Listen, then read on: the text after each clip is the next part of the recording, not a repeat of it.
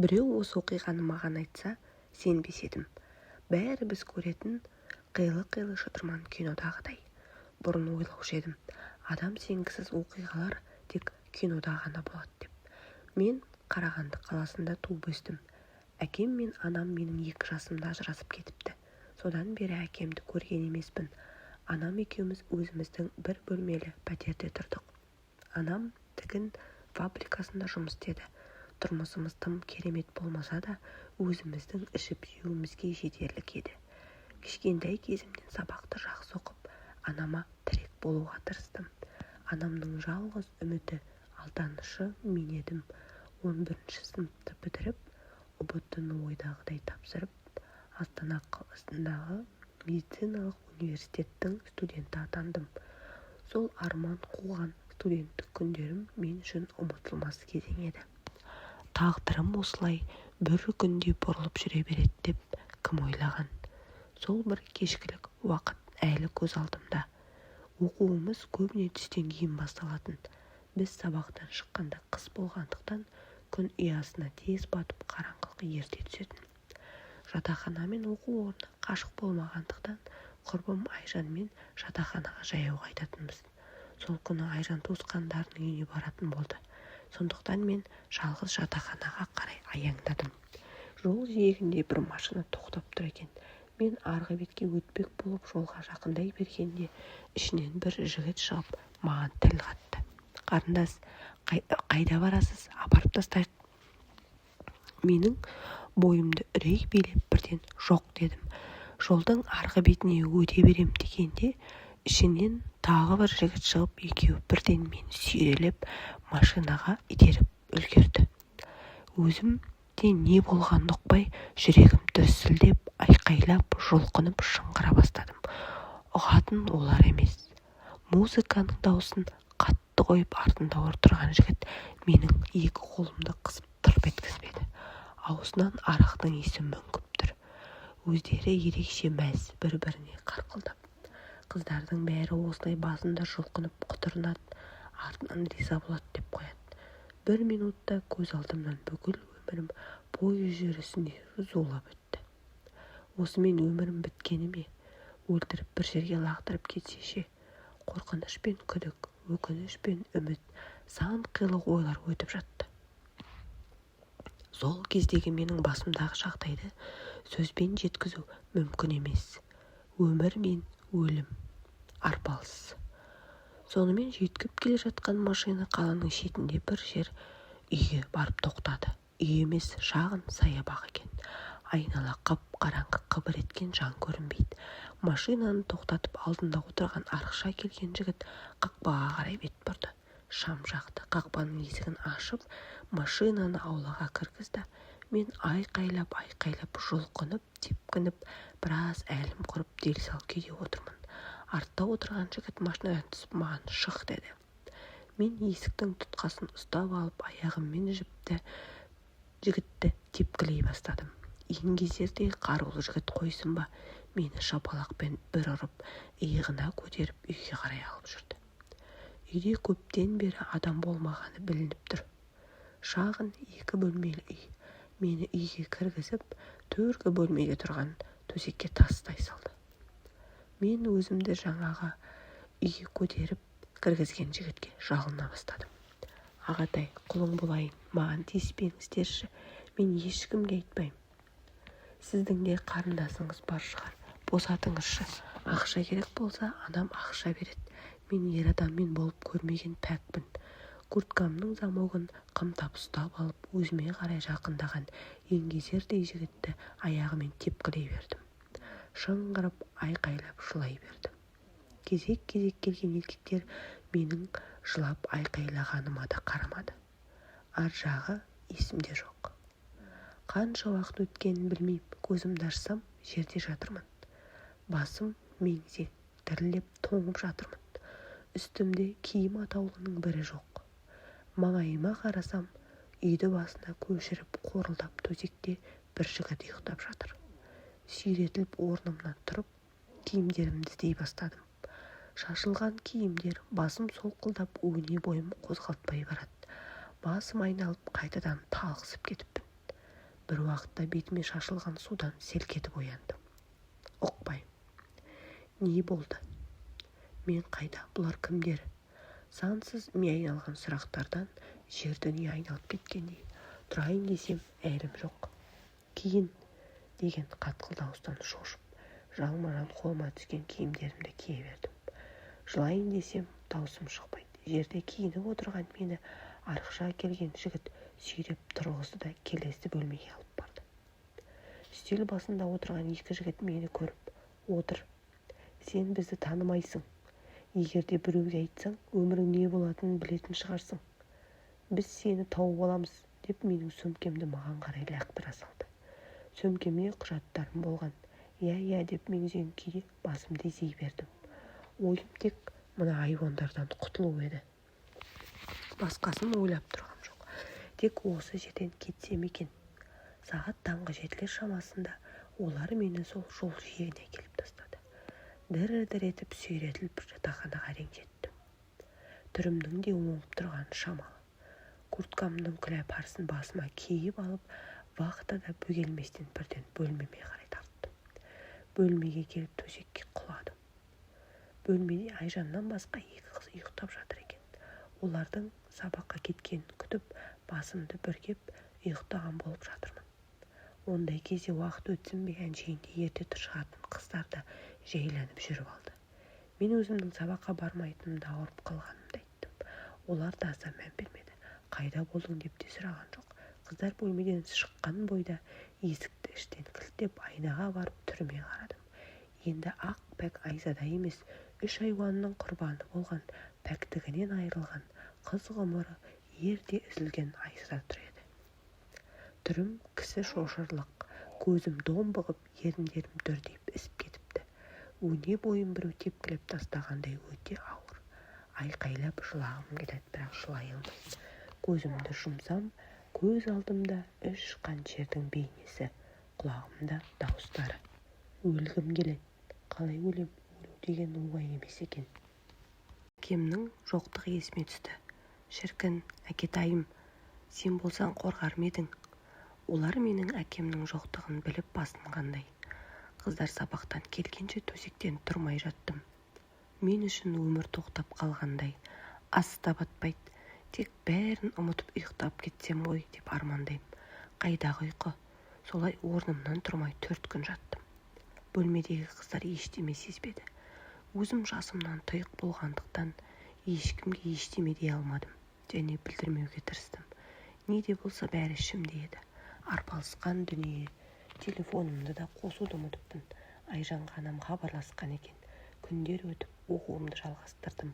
Бірақ бұрынғы өмірге құштар Айзада жоқ еді. Сабаққа барам, келем, басқа ештеме қызық емес. Демалыста анама әр түрлі сылтау тауып, Қарағандыға баруды да қойдым. Анда-санда қорқынышты түстер көрем. Бастырылып, өзімнен өзім шошынып оянам. Сонымен күндер өте берді. Аздап қатарға қосылғандаймын. Бірақ кеудеде қалған сыз кетсін бе? Көшеде үлкен ер азаматтарды көрсем бірден денем дір ете түседі. Жазғы сессия басталды.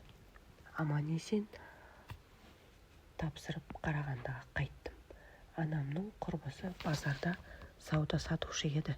Бос отырмайын деп сауда сатуға шықтым.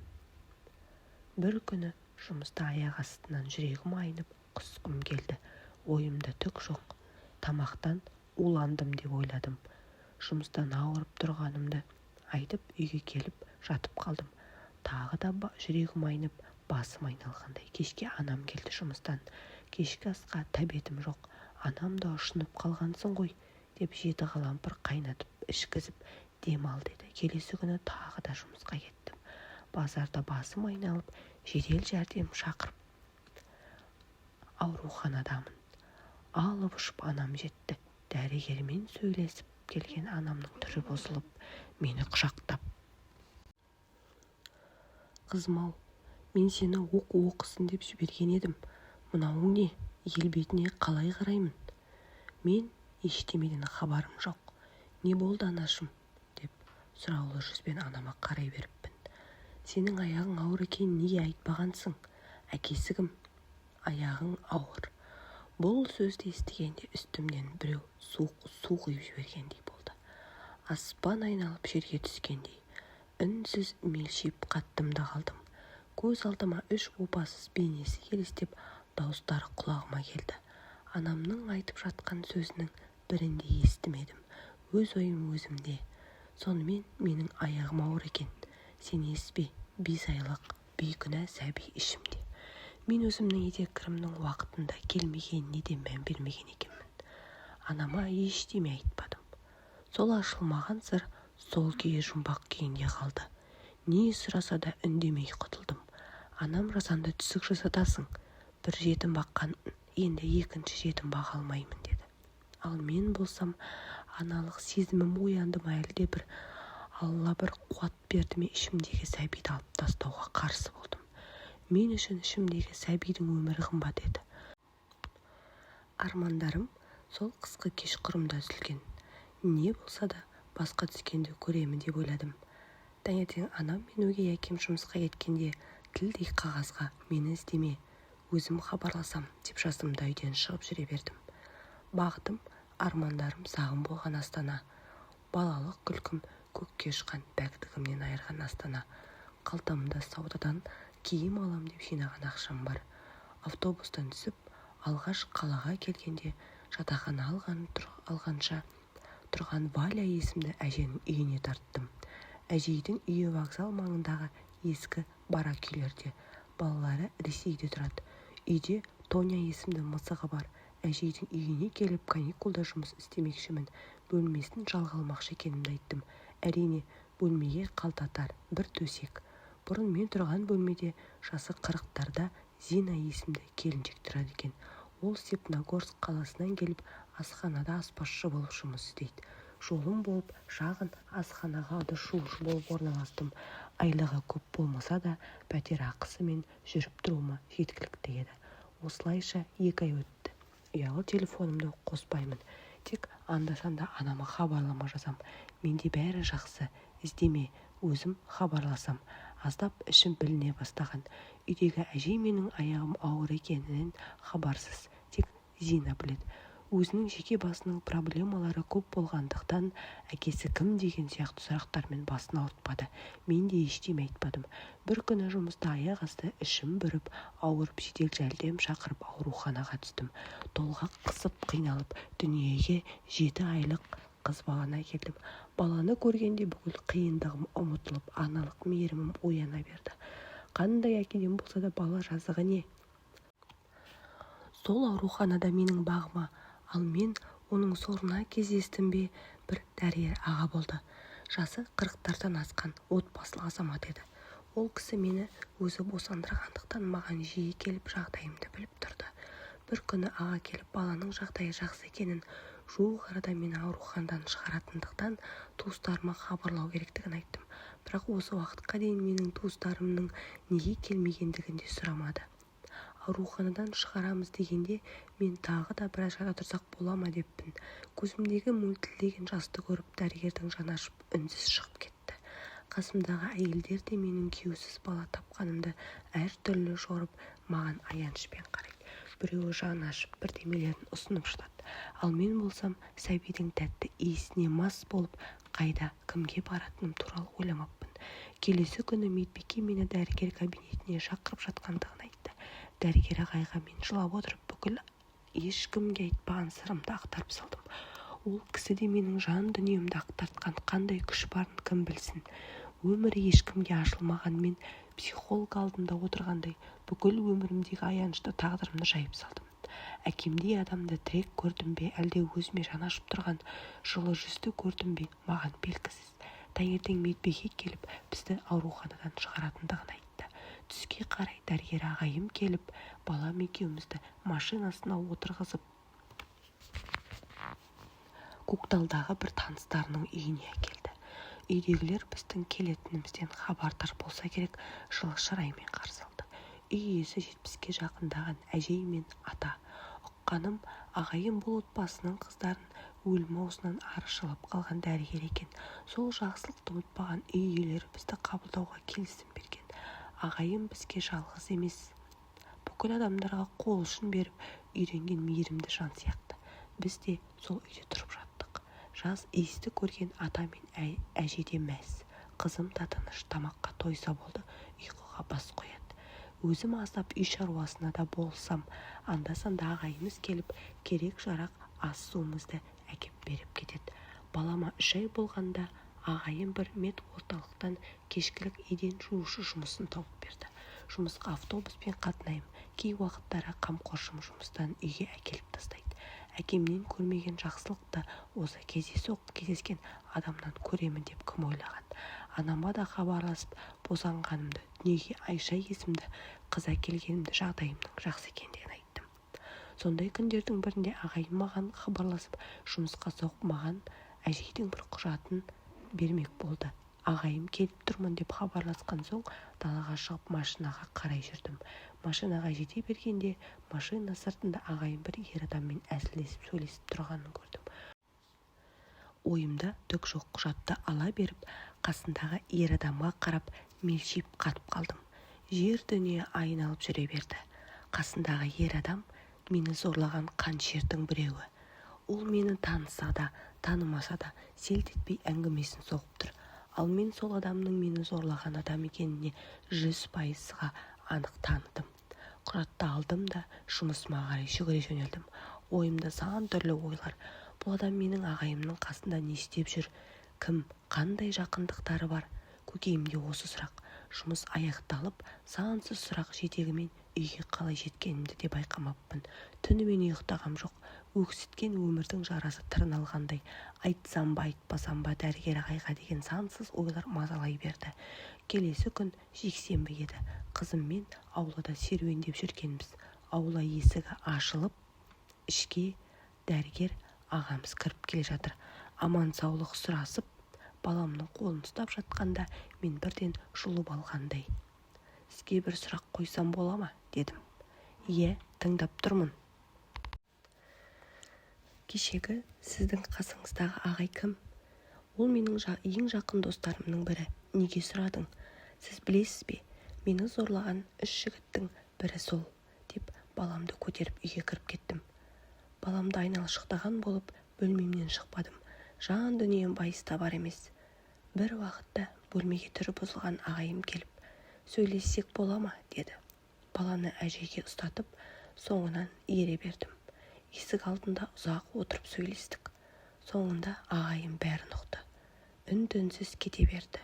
Күндердің күні медорталыққа ағайымның досы іздеп келді. Егер өткенде болған оқиғаны біреуге айтсаң, өзің де дәрігерің де құриды. Біз саған не деп едік? Деп қорқытты. Мен иә деп басымды изей бердім. Ешкімге ештеме айтпастан анама хабарласып үйге келетінімді айттым. Ана жүрегі қайтсын, менің келетінімді естіп балаша қуанды.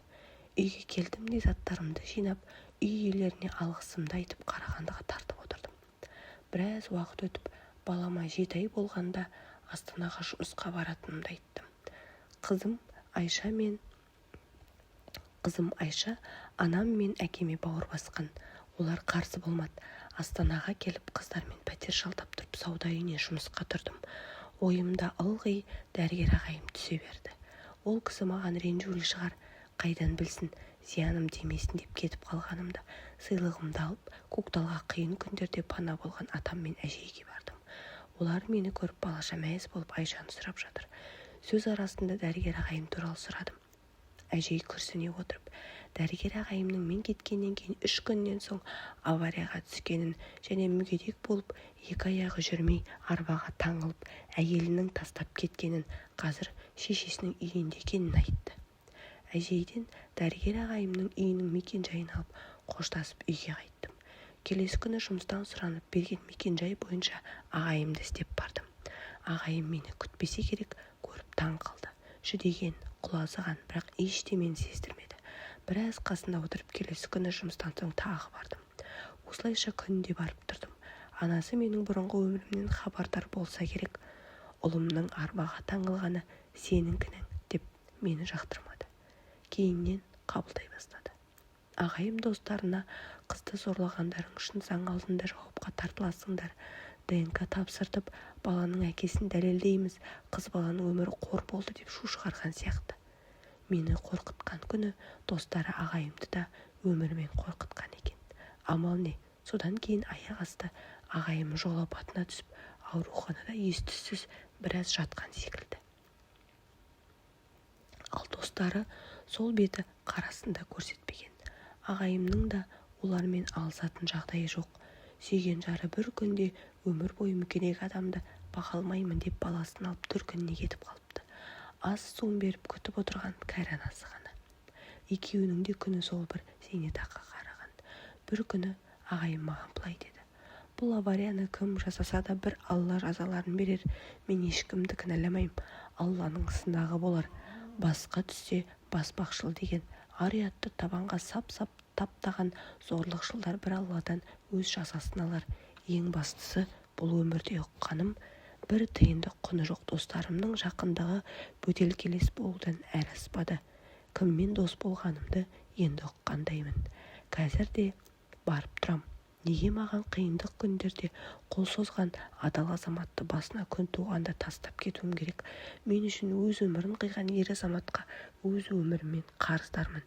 Күнде кешкілік ағайым мені күтетіндей, әңгімеміз жарасып, бір-бірімізге тірекпіз. Бір қызығы, ағайым ақырындап орнынан тұрып, аздап қабырға жағалап жүретін болып жүр.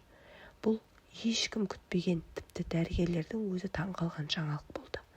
Аққа Құдай жақ деген осы шығар бәлкім.